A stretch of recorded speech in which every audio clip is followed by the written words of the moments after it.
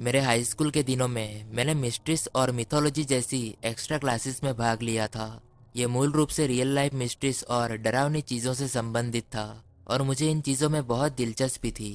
मैं अपने एक सबसे अच्छे दोस्त के साथ क्लास अटेंड कर रहा था जिसका नाम बैन था। क्लास के टीचर हम सभी स्टूडेंट्स को एक वीरान गांव की ट्रिप पर ले गए। यह गांव सन 1900 की शुरुआत में बनाया गया था, लेकिन ऐसा लगता है मानो इसको बनाने के कुछ ही समय बाद इसे छोड़ दिया गया हो, जो हमारे हाई स्कूल से लगभग 20 मिनट की दूरी पर है। हम सभी लोग बस की खिड़कियों के पास बैठ गए। हम घने जंगल के बीच से गुजरती हुई किसी टूटी फूटी दिखने वाली सड़क से जा रहे थे। थोड़ी ही देर बाद हम वहां पहुंच गए। हम सड़क पर निकले जिसकी दरारों में घास उगी हुई थी और आसपास की घास लगभग घुटनों तक ऊंची थी। फिर वहां ईंटों की ऊंची ऊंची इमारतें थी जो बहुत पुरानी थी, जो एक भयानक एहसास दिला रही थी। टीचर ने हम सभी 20 लोगों की अटेंडेंस ली और फिर हमें आगे बढ़ाया। इस छोटी सी ट्रिप का उद्देश्य ये देखना था कि क्या हम इस वीरान गांव को स्टडी करके कुछ बता सकते हैं कि इस गांव को इतने समय पहले क्यों छोड़ दिया गया होगा। कुछ इमारतों की दीवारों में प्रवेश करने के लिए छोटे छोटे गड्ढे थे।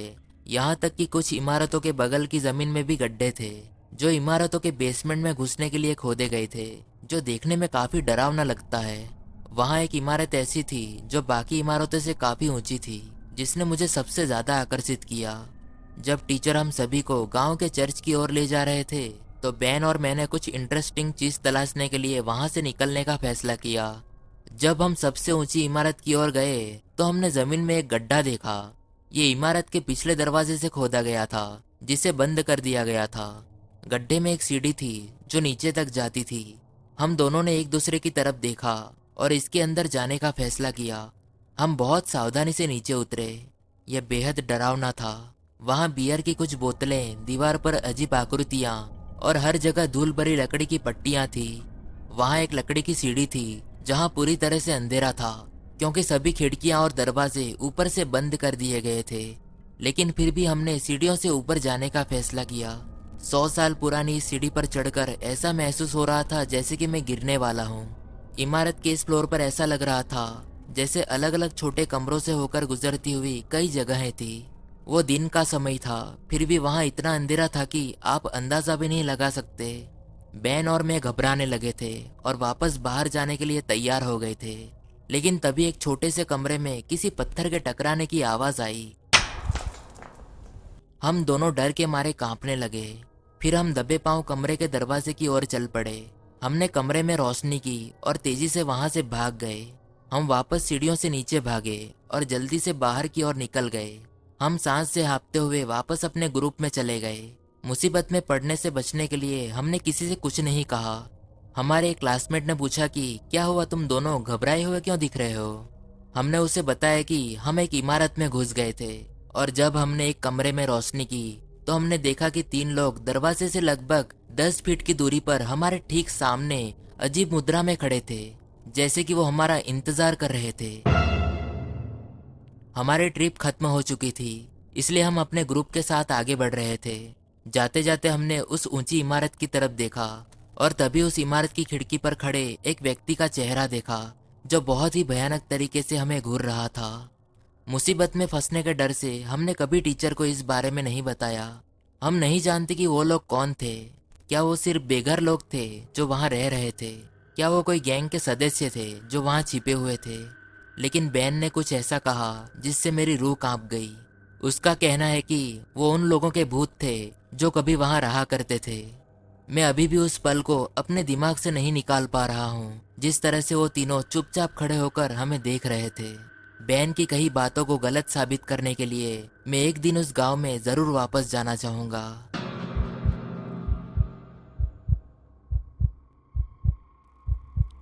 मेरा हाई स्कूल अमेरिका के कनेक्टिकट के डेरेन स्कूल में हुआ करता था।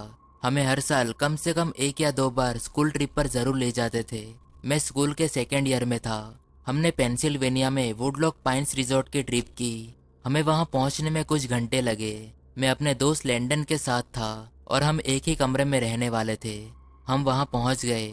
हमें लगा कि यह ट्रिप काफ़ी थकान भरी और मुश्किल होने वाली है, क्योंकि आखिरकार ये नवंबर का महीना था, इसलिए वहाँ ठंड बहुत थी। ये 3 दिनों की ट्रिप थी और स्टूडेंट्स की देखभाल के लिए वहाँ 4 मेंटर थे। वो हर समय हमारा पीछा नहीं कर रहे थे, हमें बस उन्हें बताना था कि हम क्या एक्टिविटीज़ करने जा रहे हैं। पहला दिन काफ़ी मज़ेदार था। लैंडन और मैंने दो लड़कियों के साथ जिनसे हमारी दोस्ती थी, हमने रॉक क्लाइंबिंग की, पूल में गए और फिर हम डिनर करने गए।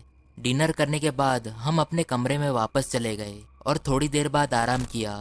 हम सभी स्टूडेंट्स को एक दूसरे के बगल में कमरे नहीं मिल पाए। हमारा कमरा ग्राउंड लेवल पर था और वहाँ एक स्लाइडिंग दरवाज़ा था जिससे पहाड़ी के नीचे झील का दृश्य दिखाई देता है। हम थोड़ी देर के लिए बाहर गए और फिर लगभग 10 बजे कमरे में वापस आ गए। हमने दरवाजे के पर्दे खुले छोड़ दिए क्योंकि चांद की रोशनी से झील का एक सुंदर दृश्य दिखाई दे रहा था। हमें नहीं पता था कि ये कितना डरावना होने वाला था। मेरा बिस्तर दरवाजे से थोड़ा दूर था, लैंडन का बिस्तर दरवाजे के बिल्कुल करीब था। हमें नींद नहीं आ रही थी, हम दोनों लेटे हुए बातें कर रहे थे, लेकिन तभी लैंडन बहुत जोर से चिल्लाया। मुझे नहीं पता था कि ये क्या हो रहा था, वो क्यों चिल्ला रहा था या ये कोई मजाक था। मैंने दरवाजे की तरफ देखा। दरवाजे के दूसरी तरफ लंबे भूरे बालों वाली एक बहुत लंबी, बहुत पतली बूढ़ी औरत खड़ी थी जो दरवाजे के शीशे से चिपक कर कमरे में देखने की कोशिश कर रही थी। फिर वो बूढ़ी औरत चली गई। लैंडन और मैंने एक दूसरे की ओर देखा और जल्दी से बिस्तर से उठकर कमरे से बाहर भाग गए। हमने पूरे रिजॉर्ट में देखा, लेकिन वो हमें फिर कहीं नहीं दिखी। अगले दिन हमने इस बारे में किसी को नहीं बताया, लेकिन हमने उन दो लड़कियों को बताया जिनसे हमारी दोस्ती थी। पूरे दिन एक्टिविटीज करने के बाद अब रात हो चुकी थी। हम पिछले दरवाजे से कमरे में दाखिल हुए और इस बार उस दरवाजे का पर्दा बंद करने का फैसला किया। लैंडन मुझसे पहले सो गया, मैं उसके लगभग आधे घंटे बाद सो गया। थोड़ी देर बाद मैं जाग गया। मुझे नहीं पता कि किस चीज़ ने मुझे जगाया। मुझे बस इतना पता था कि मुझे कुछ ठीक नहीं लग रहा था। मैं उठकर बैठा और लैंडन का नाम पुकारा, ये देखने के लिए कि क्या वो जाग रहा है, लेकिन उसने कोई जवाब नहीं दिया। इसलिए मैं उसकी ओर देखने के लिए मुड़ा, लेकिन मैं उसे नहीं देख सका क्योंकि किसी चीज़ की वजह से मैं उसे अच्छे से नहीं देख पा रहा था। मैंने ऊपर देखा और देखा कि मेरे बिस्तर के ऊपर एक लंबी बूढ़ी औरत खड़ी थी। वो ये कहते हुए 2 कदम पीछे हट गई कि तुम लोगों के बाहर जाने से पहले कमरे का पिछला दरवाजा खुला हुआ था। फिर वो तेजी से बाहर भाग गई। डर के मारे मेरा पूरा शरीर कांप रहा था। मैंने लैंडन को जगाया और उसे बताया कि क्या हुआ। हमने पिछला दरवाज़ा बंद कर दिया और पर्दे एक बार फिर से बंद कर दिए और बाकी की रात जागने का फैसला किया। तब सुबह के करीब 4 बज चुके थे। 8 बजे हम नाश्ता करने के लिए डाइनिंग हॉल में गए। जब हम अपने रूम की बिल्डिंग में वापस आए और हमारे 4 मेंटर को इस बारे में बताने के लिए तैयार हुए, लेकिन तभी हमने बगल के कमरे के शीशे के माध्यम से उस लंबी बूढ़ी औरत को देखा। वो बिस्तर पर हमारे सामने वाले दरवाजे की ओर हाथ जोड़कर सीधी बैठी हुई थी। हमने अपने मेंटर को बताने के बजाय रिजॉर्ट स्टाफ को इसकी रिपोर्ट करने के लिए फ्रंट डेस्क की ओर भागे। ये अजीब था क्योंकि उनमें से कोई भी नहीं जानता था कि इस स्थिति में क्या करना चाहिए। आखिरकार हमने उन्हें हमारे साथ उस कमरे में आने के लिए मना लिया जहां वो बूढ़ी औरत बैठी थी। वो वहां गए और देखा कि एक औरत उसी स्थिति में बैठी है और उसके साथ एक बूढ़ा आदमी दूसरे बिस्तर पर बैठा है। ये पता चला कि उस औरत को किसी प्रकार का मेंटल डिसऑर्डर था। वो दोनों कुछ बहुत ही अजीब थे और वो उस तरह के लोग नहीं थे जैसा कि आप किसी फैमिली फ्रेंडली रिजॉर्ट में देखने की उम्मीद करते हैं। और जैसा कि हमें उम्मीद थी, रिजॉर्ट स्टाफ ने उन दोनों को बाहर नहीं निकाला, इसलिए हमने अपने मेंटर्स को इस बारे में बताया। मेंटर्स और रिजॉर्ट स्टाफ के बीच काफी बहस के बाद हमें ट्रिप जल्दी खत्म करनी पड़ी और हम सभी घर चले गए।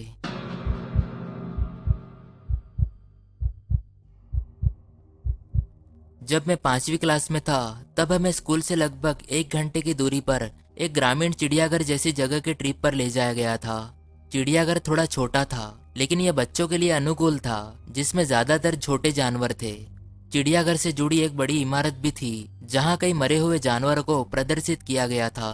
मैं पढ़ने में उतना खास नहीं था, मैं अक्सर उटपटांग हरकतें करता रहता था।